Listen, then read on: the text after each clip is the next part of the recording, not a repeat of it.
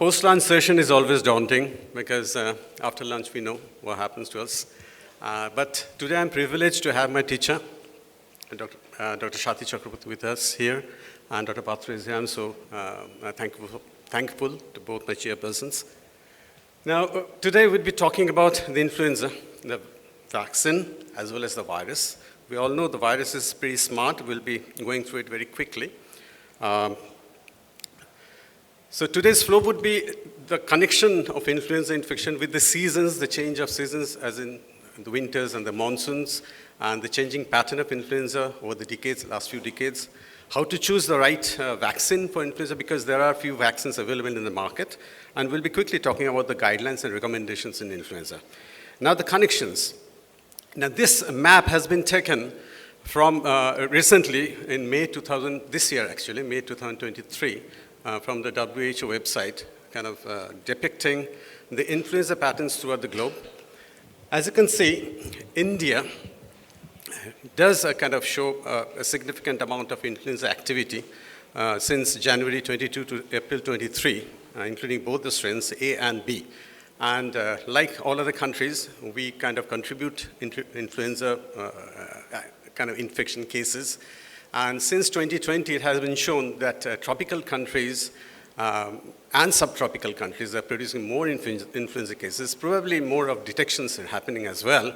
And out of this, India contributes quite a load of that. And if you look at the kind of legend out there, the orange, kind of the reddish amount is the B circulation, B strains, and the greenish ones are or the bluish ones are the A strains. So both the strains are quite active in our country. Now this graphic is from our own ICMR, and it is showing basically the trends or the cases of influenza on a weekly basis from 2021 to 2023 over the last 2 years on a weekly basis. You can see throughout the year there is continuous background in influenza cases happening in India with some peaks around some of the weeks. And if you can see the color patterns of those bars, they differ. And these bars and these colors actually denote the subtypes of influenza. And so if you look at the latest kind of last few weeks of this thing, 2023, in the orange kind of bracketed zone, you'll find, again, cases are spiking again. Okay, there's a clustering of cases, and these cases are kind of colored with a violet kind of tone, which signifies higher amounts of H3N2 cases now. Now, the thing to appreciate from this is that the influenza is active throughout. There are clustering cases in some of the weeks throughout the year, and this clustering will have more of some of the subtypes. And on the other weeks, they change. Basically, influenza is a very dynamic virus. It continues to play with its character.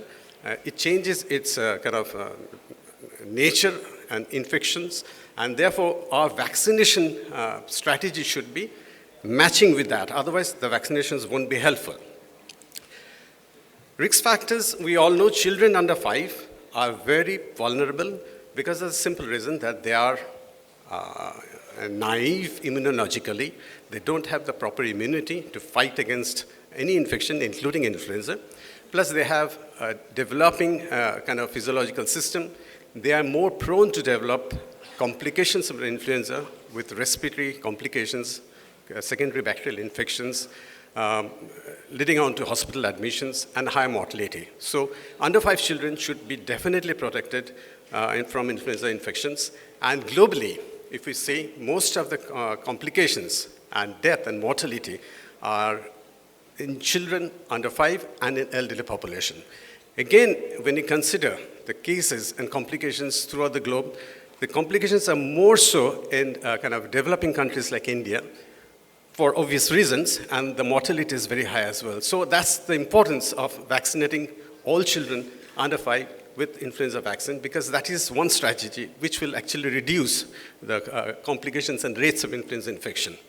Apart from children, pregnant women are very a risk group, because during pregnancy, influenza infection will lead to stillbirths and early premature deliveries and kind of complications of pregnancy. leading to higher infant mortality rate, infant maternal mortality rate, so they should be vaccinated. And elderly adults, obviously, because of the comorbid conditions and the kind of waning immune system, which is weaker in these individuals. Plus individuals with chronic health conditions, we all know that, because influenza will cause more problem in those cases. Now, if we look at the lower part here, peaks in influenza activity in India occurs during the higher absolute humidity or precipitation months. So therefore, during winter months, when the precipitation is high, when the humidity is high, influenza activities increases in our country. So the primary peak in India is primarily in between June to September, when most of the country goes through the monsoon period, okay? Starting from the western part to the whole of central part, eastern part, northeastern states, all goes through a monsoon during this time, and influenza cases rises. Now, if you look at south of India, Chennai and those areas, they have a monsoon later on, after September, October, November. So their spikes of influenza happens during that period in the year. Again, in the northern parts, say in Jammu and Kashmir, Delhi, during the winter there is a spike. So influenza happens more during that period in that geographical area. So if you look at whole of India, there are several spikes in different parts of India. And that causes difficulty in choosing what kind of vaccine to give. Plus, there is a baseline activity throughout the year because we are a tropical country. And there is spillover of the vaccine into the other geographical areas.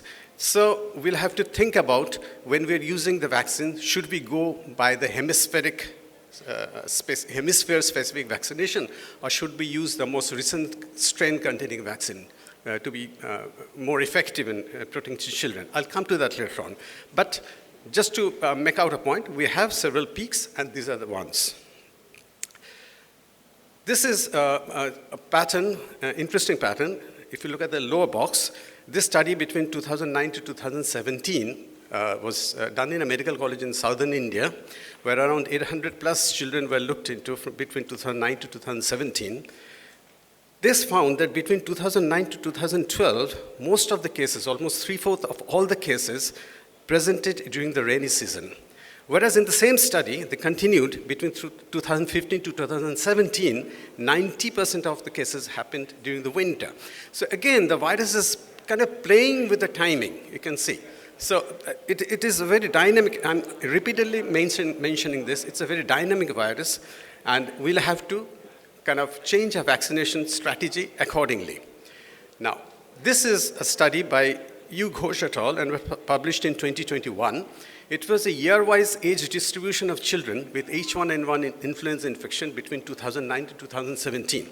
Now here you can see how the age groups have changed. If you look at the first bar on your left side, 2009, these are the all total number of cases in this study with influenza.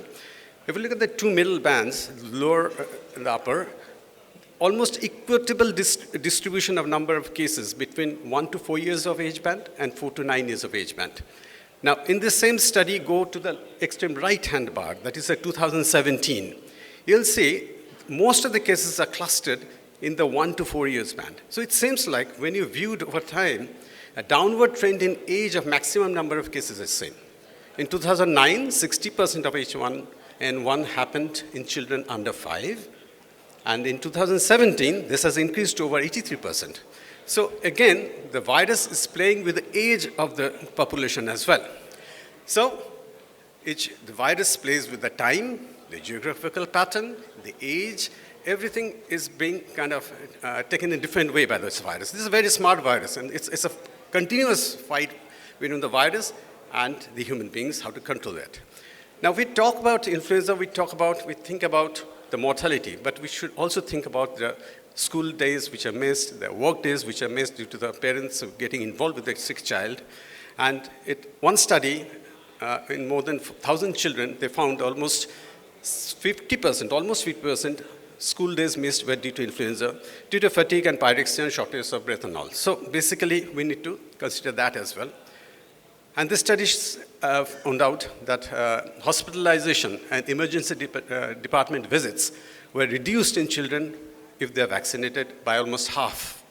In unvaccinated and vaccinated children, if there's a contact with influenza, there was 3 times more chance of getting infection if the children are unvaccinated. Again, between these two groups, children experience more symptoms for a longer period of time if they are not vaccinated. So basically, vaccination will help in reducing the load and the severity. And this study of influenza scenario in India and the need for vaccination as a preventive strategy, we can appreciate further how important the vaccination is. In this study by Purokastha et al., which was published in 2018, they conducted the study in 2017 in children under 5 years of age. They found almost 16 lakh cases of influenza, of which 18 lakh had to attend doctor's clinic.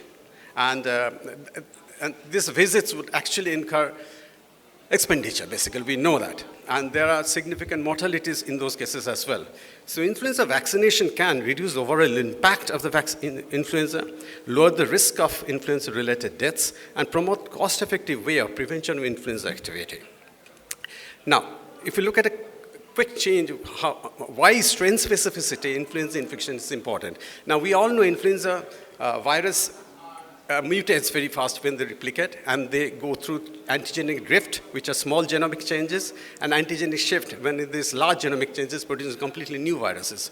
Now, why this is important is that the vaccines which we use are very strain specific. So if there is a small change in the vaccine viral genome, then probably the vaccine which you're using will lose its efficacy. So it's very important that we maintain a match between the circulating strain and the vaccine strain. Let's take an example of an antigenic shift, which happens with the type A, where a completely new virus takes place. On your left side, in 1946, the H1N1 suddenly did a quick turnover, and they produced H2N2. And this was a completely new strain, and there was no immunity against it. And there was a huge pandemic, the Asian flu pandemic. During that time, WHO thought that continuous monitoring and surveillance of this influenza virus should be done globally, and so that it enables composition of the seasonal influenza vaccines to be determined, and the vaccines are remodeled according to the strain which is circulating. So the constantly evolving nature of influenza viruses requires continuous global monitoring and frequent reformulation. The circulating flu strains may vary with region to region and from year to year. Like, for example, this H1N1, if you look at the southern and the northern hemispheric transmission, in the southern hemisphere, H1N1 over this 10 years was stable, but in the northern hemisphere, it was showing peaks. Again, H2N2, in the southern hemisphere, it was showing peak, but in the northern hemisphere, it was almost stable except for one spike. So basically, what happens is the virus is acting in a different way. Now, talking about the matching of the strain which is there in the circulation and the virus strain, if you look at the matching pattern on the virus in the India population from 2012 to 2023, initial parts, the matching was around 50 to 60%, so vaccine efficacy was low. From 2017, the matching was over 80%, so it was improving. And since 2020, over the last, say, about 3-4 years, the vaccine matches with the circulating strain by over 90%, which is a good news, basically. The vaccine efficacy goes higher. So the key takeaway is, with more than 90% match between circulating strains and vaccine-recommended strains, it's important to select a flu vaccine with a robust strain-specific protection. So when we think about choosing the right vaccine, we need to think about the latest vaccine which is available in the market. So what are the type of flu vaccines which are available? I'm slightly moving faster because I don't have much time. There are 2 vaccines available right now, Quadrivalent inactivated, subunit and split. What's the difference between these 2 vaccines? If we look at the whole virus genome at its molecule, the virus contains some internal core antigens and some surface antigens. The Split-virion vaccines contains the whole virus apart from the lipid bilayer. And the subunit vaccine contains only the surface antigen, hemagglutinin and neuraminidase, which are actually the immune antibody-producing antigens. Now, to reduce the reactogenicity further, what subunit vaccine has done is to remove the internal antigens, just leaving the surface antigens intact. Theoretically, that will reduce the reactogenicity. But we'll look into further studies where it says, does it really reduce the reactivity, and does it have an efficacy problem? This study from Korean children, this shows that subunit vaccines have a lesser immunogenicity, GMTs, as against the split vaccines, and the seroconversions are also less in subunit as against the split vaccine. The split vaccines looks to be more immunogenic and not problematic and higher seroconversion with the split unit. Apart from children, if you look at older adults, middle-aged adults, the same kind of picture emerges in other studies as well. So I'm not going into details of it, but this study showed overall there is a almost 33% better effectiveness in using Split-virion vaccine as against the subunit vaccine. And if you look at the safety profiles, this study showed that there is no significant differences in rates of injection site reactions or systemic reactions between these two types of vaccines. The immunogenicity of this vaccine, which we are talking about today, of Sanofi, has been done in an Indian study. This is the study, a quadrivalent split-virion inactivated influenza vaccine, Fluzone quadrivalent in Indian study. Now, Fluzone is the vaccine which is marketed in USA. The equivalent vaccine marketed in India is the Flu Quadri. And they have done a study here in Indian children. And they have found that post-vaccination, there is an 8-fold rise in hemagglutination inhibition titers for all the strains and all the age groups. So post-vaccination and pre-vaccination, you can see H1N1, H3N2 on the two B strains. There are 8-fold higher increase in the GMTs, plus there is a good seroconversion rates as well for all the age bands over, you can see on the x-axis, there are 4 age bands. On the y-axis, there are the 4 strengths of the yeah. Time. Right, okay. So I'll finish off. So basically, this is only pre-qualified vaccine. And the recommendation we all know, 6 months to 5 years. And in 6 months to 8 years in the Ministry of Health Affairs. So split-virion vaccine seems to be a better vaccine than subunit vaccine. Thank you so much. Thank you, Dr. Abhijit Sarkar, who is happened to be my student in his post-graduation. And it's a proud moment for me to see my student. Your deliberation was very good, very up-to-date. And any questions? I ask you a question. As you have already mentioned, it is more than 80% to 90% match with the circulating strain. But still, the efficacy of influenza vaccine is only 65 to 70%. How can you explain that? Now see, it matches, the virus matches, but the efficacy will depend on other factors as well. If the children were previously exposed to the virus or not, if the level of immunity of that particular individual, and vaccines are not immunogenic, but the protection, will they protect or not, will depend upon other factors as well. So matching is important, but efficacy will depend upon the field data, basically. Any more question from the audience? So thank you, Dr. Abhijit Sarkar, for a nice presentation.